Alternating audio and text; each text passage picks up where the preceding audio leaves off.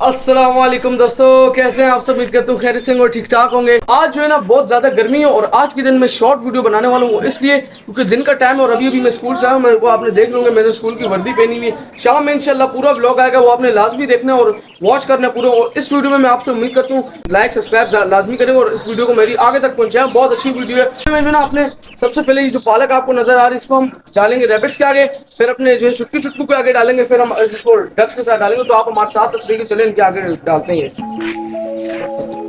माशाल्लाह माशाल्लाह दोस्तों, जैसे इनके आगे पालक डाली कितने शौक से खा रहे हैं। ये चेक करें यार दोस्तों, कितने क्यूट लग रहे हैं रैबिट्स।